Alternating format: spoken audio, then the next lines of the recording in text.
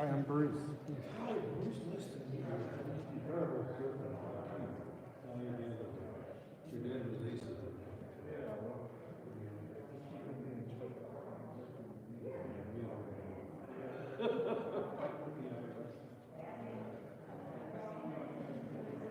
Oh, I was. I have a lot of classes today, but I'll just have to catch up later. A little bit, but I'm still, responsible for the material for the exams. Luckily, I don't have any more midterms until finals. I have some time to catch up. How was sleeping last night? It was okay. I just slept on the couch. Oh, which one? The big long one. Oh, really? Yeah, it's kind of narrow. Yeah. Yeah. But it's long. Yeah. But I'm on very different time zones, so Oh, my true. parents were sleeping, and then I just stayed up and did my homework and Okay. stuff. Yeah. Just so you're aware, everything you're saying is now being picked up. So, where's the sound actually picked up? Back here? Any, Oh, anywhere that? yeah, it's live right now. So without touching the X, Here.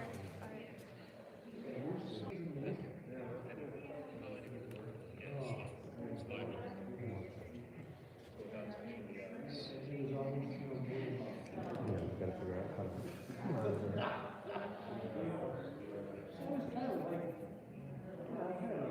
Just make sure you don't touch the X. Go from there.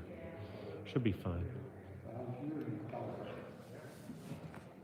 I could almost tell if it was you, because if you look at something, at the top, it kind of same. Well, not on this.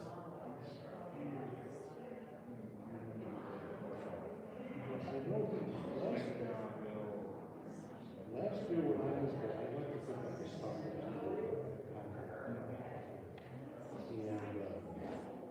And I was there for a while, but I seemed pretty much chipper. But then it fell down like this.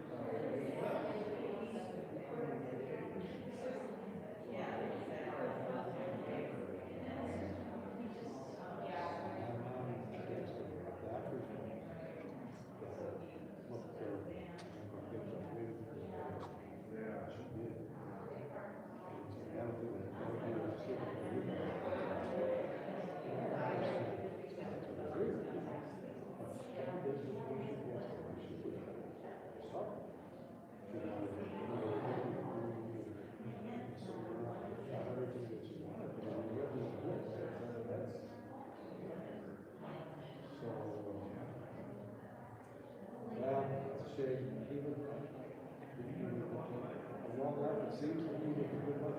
Very good. So, you never heard of this before?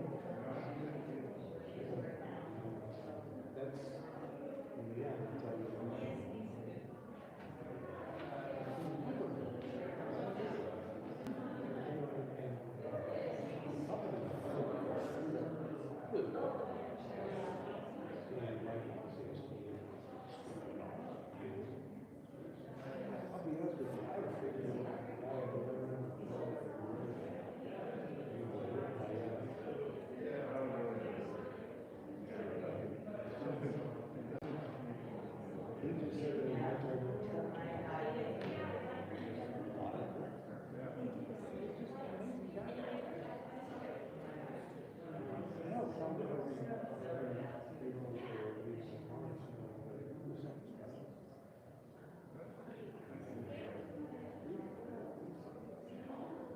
My wife couldn't talk because she said it took a while to get good. She was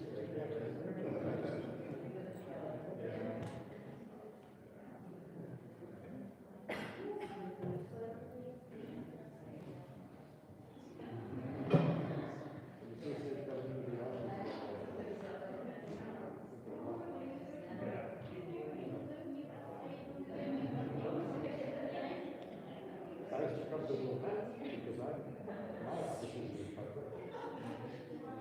So I used to keep it in the house. And then last year I got stuff.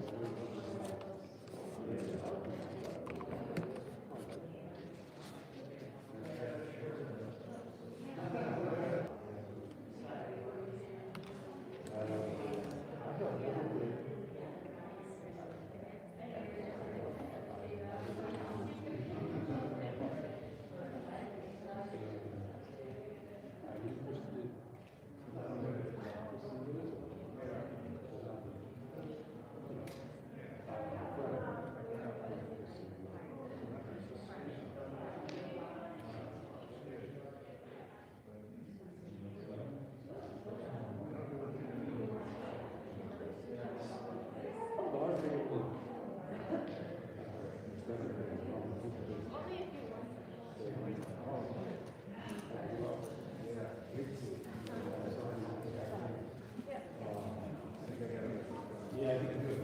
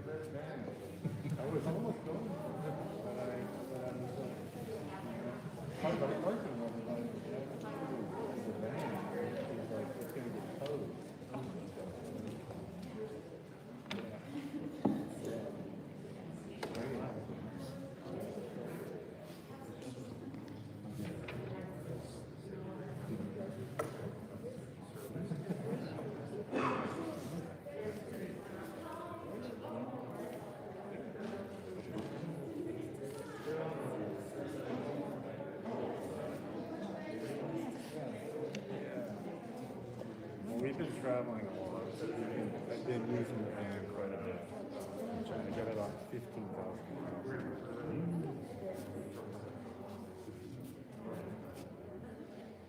Hi, Chris.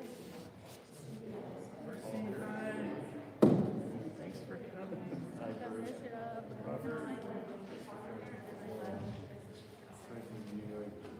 You did so much for her. Ladies and gentlemen, we're about to begin the service. Everybody, please put your cell phones in the silent mode at this time.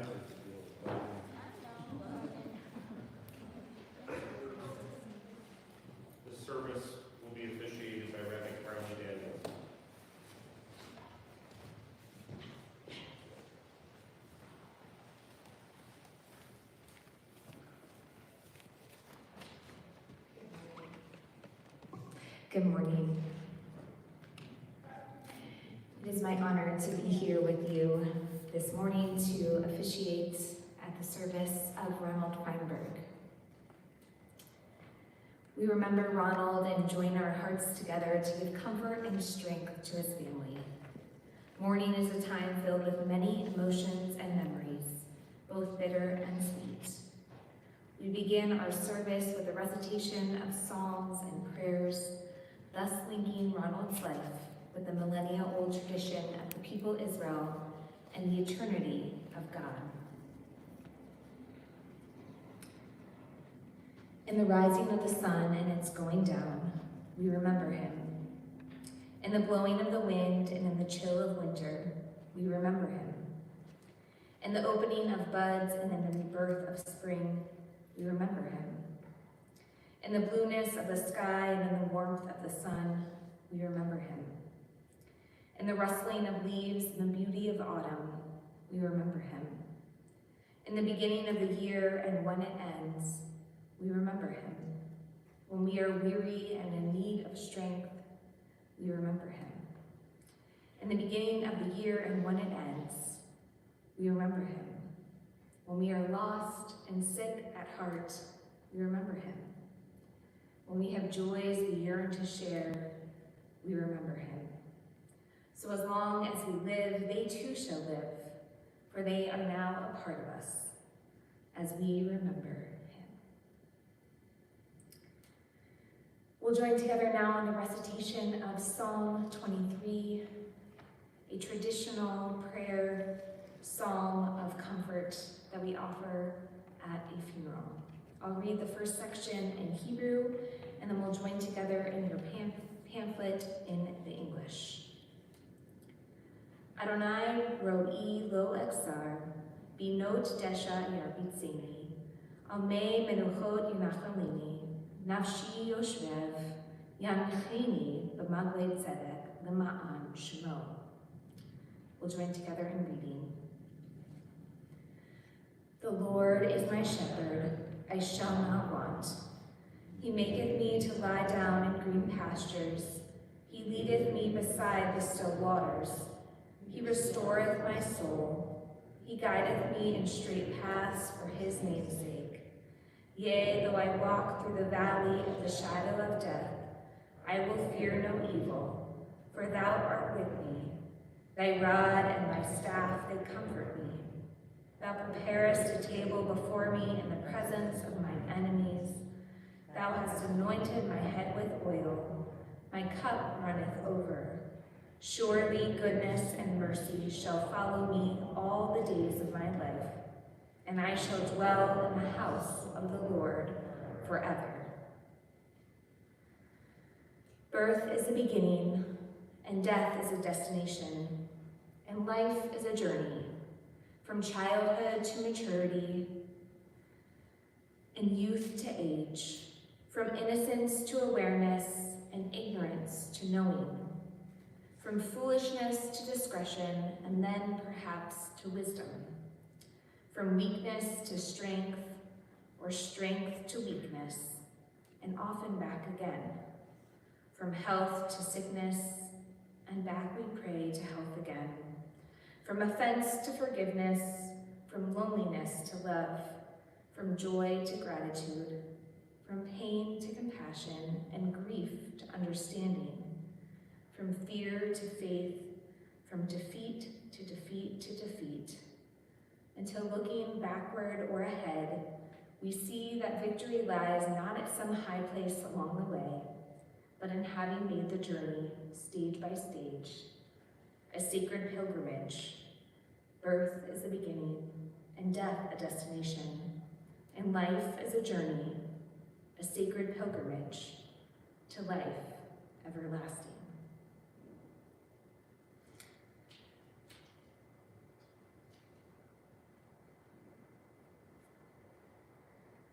Ronald Feinberg was born to his parents Henry and Beatrice Feinberg in Philadelphia, Pennsylvania. Ronald grew up with his younger brother Ivan amongst many extended family in Philly.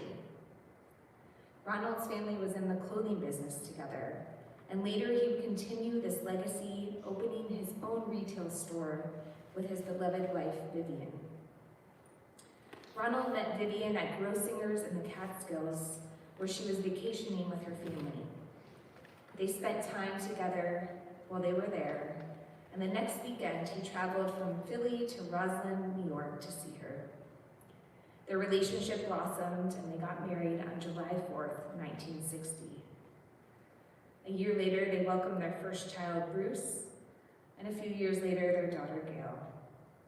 They lived together as a young couple and family in Philadelphia, and when Bruce was 8 and Gail was 6, they moved to Connecticut, where they would live for many years.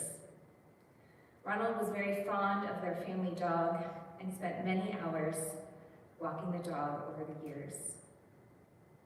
Together, Ronald and Vivian opened a retail clothing store in Connecticut. Ronald led a busy life as a store owner and would travel every other week to New York City to buy for the store. He was a businessman. He enjoyed learning about the financial industry and made a hobby out of checking the stock market. Later in life, Ronald and Vivian transitioned out of the clothing industry and became successful real estate brokers. After their children left Connecticut, Ronald and Vivian eventually moved to Wisconsin and later Skokie. They enjoyed their time as snowbirds in Arizona. His love for his family grew with the addition of his grandchildren. Ronald was a loving grandfather to his 4 granddaughters, Alyssa, Sarah, Claire, and Laura. As a grandfather, Ronald led with his silly sense of humor and always made an effort to stay connected and up to date on their lives. Bruce, Jenny, and Alyssa, as well as Gail, Kent, Sarah, Claire, and Laura fondly remember trips to visit them in Arizona and enjoy the time they spent together. As a retiree, Ronald rediscovered his love for music. He began playing the saxophone again, and both Ronald and Vivian played in a local senior band. He also had a small motorboat that he would take out on the water with family and friends. As they got older, Ronald and Vivian found pleasure in eating out at a restaurant every night. Ronald also had a love of cars. As he recalled different moments throughout his life, he could remember the type of car he was driving at the time. He found pleasure in taking care of and driving cars. Even in his last days, he had vivid dreams that he was driving a car. After the death of his beloved wife 4 years ago, Ronald relied on the care of his loving family, as well as dedicated caregivers. His caregiver, Marcy, was a huge part of his life for the past 2.5 years. During these final years, he also had the opportunity to spend more time with his daughter, Gail, and they continued the tradition of going out to lunch or dinner together.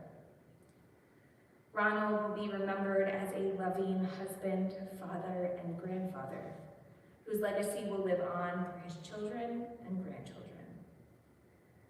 It is taught in the Talmud that words that come from the heart enter the heart.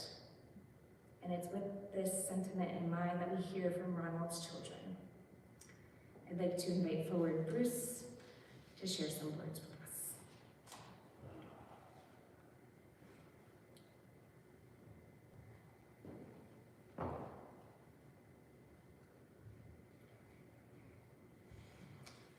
Thanks to everyone for coming today. I have a few words. So Ronald Feinberg, my dad, lived a long life. He was born in 1932. He saw a lot of changes over the years. I think it's true for all of us that as we age, we remember times which have passed and struggle with changes, and that certainly was true for him. He was a man who loved his wife and family, and it was especially hard on him to lose our mother 4 years ago. Especially because he was 9 years younger than her, and I think he always thought that she would long outlive him. So that was difficult.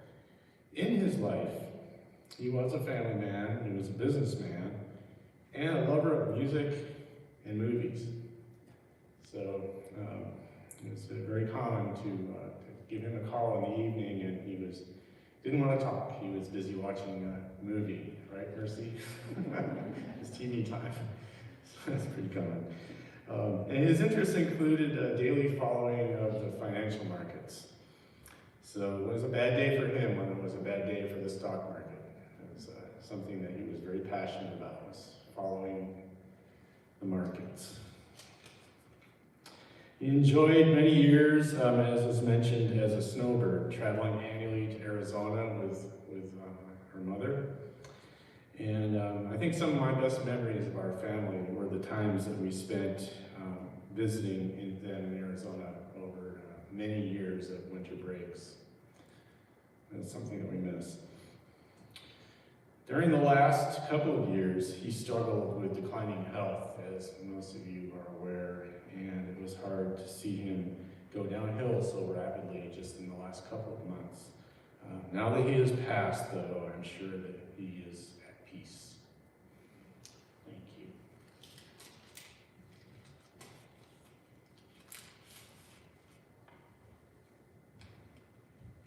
I'd like to invite forward Gail to offer some words as well.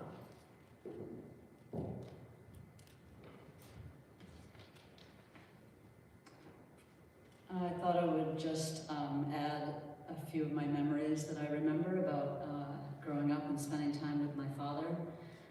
It was mentioned that he and my mom had a women's retail clothing store in Connecticut, and I remember as I was growing up going with him on his buying trips, taking the train from New Haven, Connecticut to New York City to the garment district.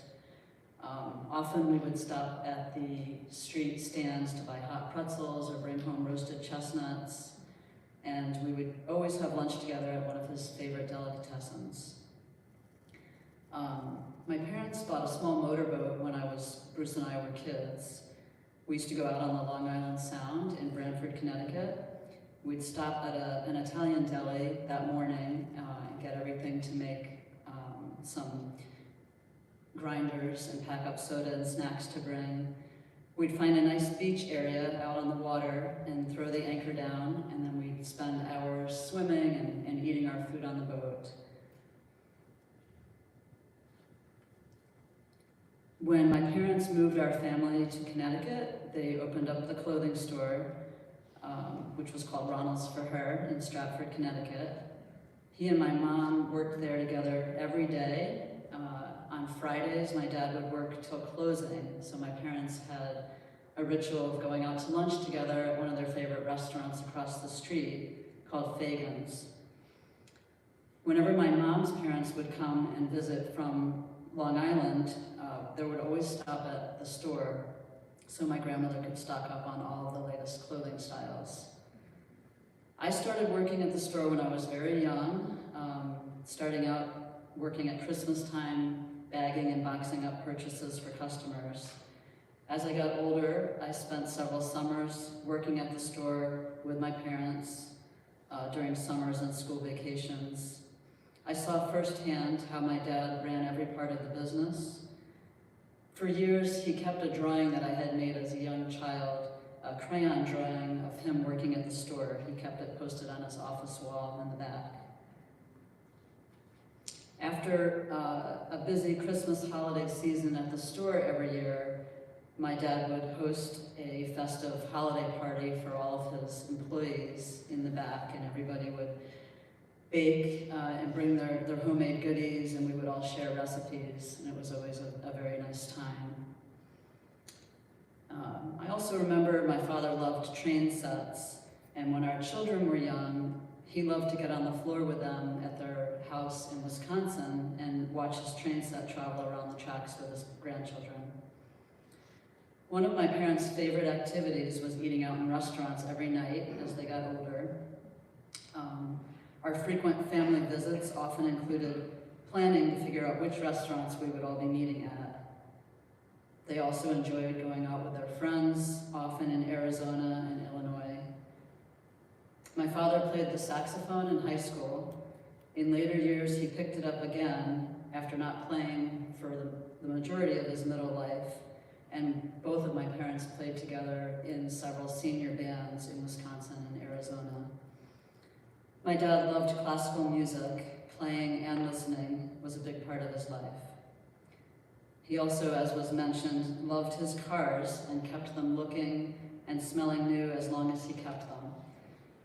Whenever my father was asked about a certain event, as the rabbi said, he would think back on which car he owned at the time, and then he could remember what was going on during that time. I will end by saying that my mom meant the world to my dad, as did my brother and I. His grandchildren, Sarah, Claire, Laura, and Alyssa, brought so much joy to my father.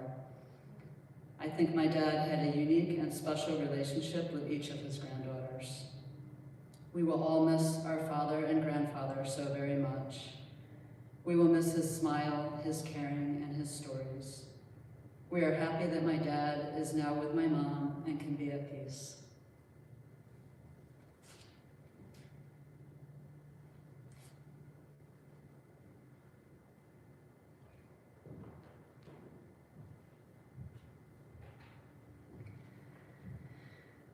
Jewish tradition reminds us that mourning is the price we pay for having the courage to love others.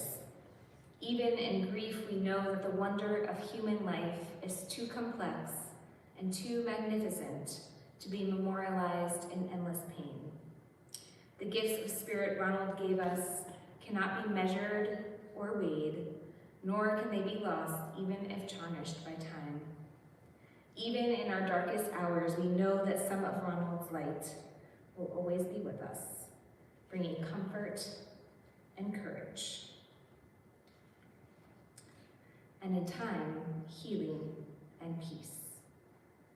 We'll pause now for a moment of our own silent remembrance, meditation, and reflection.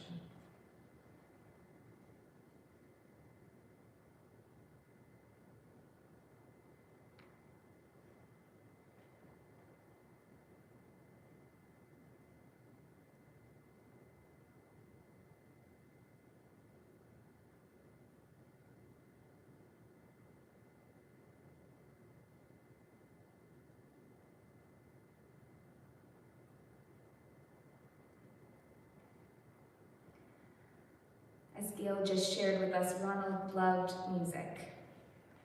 And today his granddaughter, Alyssa, will honor that love of music by playing a piece for us on the piano.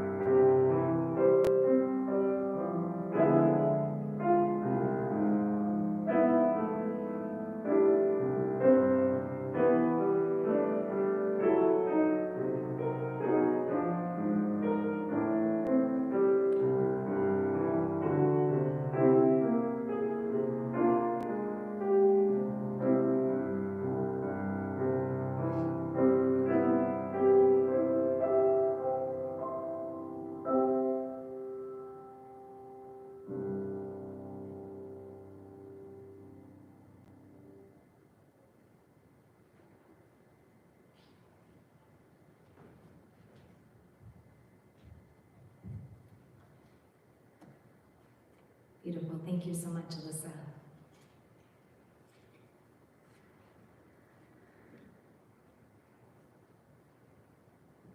Kohelet wrote, "The eye never has its fill of seeing. Young or old, those who depart this life never see enough of the world, never complete their task, never cherish their loved ones enough before they are called home. How they yearn for yet another respite from the final summons, and how we yearn to have them close to us for yet another challenge in our lives, yet another joy, yet another precious moment together. God be now with those whose hearts are broken, because whenever parting comes, it comes too soon. Console them at this moment. Be near to them when light seems distant. Sustain them, O God, until the time of healing." We'll now offer the words of El Malay Rachamim. This is our traditional funeral prayer, where we pray that God will wrap Ronald in God's wings and that his soul will rest in eternal peace. I'll ask you to please rise. I'll offer these words in Hebrew and then we'll read together on your pamphlet in English.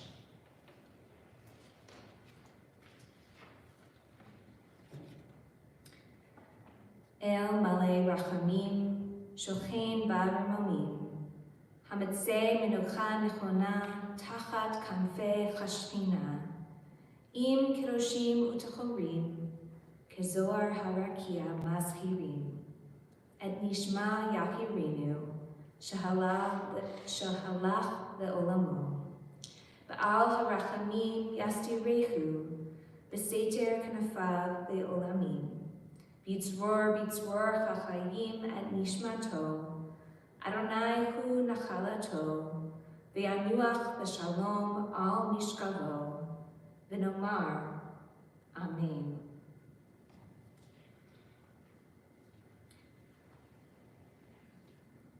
I'm gonna grab one.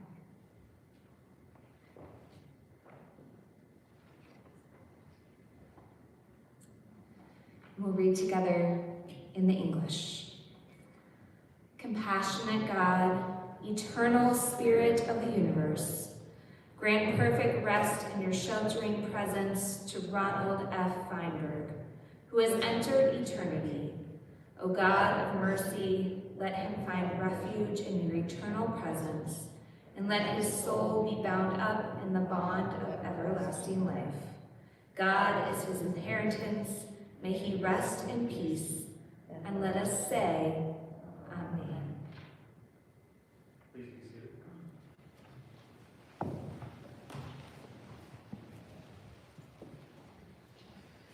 The interment's going to take place at Shalom Memorial Park in Arlington Heights. We've got maps for you to go to the cemetery. For safety reasons, we're not going to be going in the funeral procession other than the immediate family members. You can also, if you're not going to go to the cemetery, you can watch the interment at 1 o'clock on mitzvahfunerals.com. After the interment, the family will be at Gail and Ken Nusakabel's residence at 2530 Laurel Lane in Wilmette. That'll be from 5 to 8 tonight.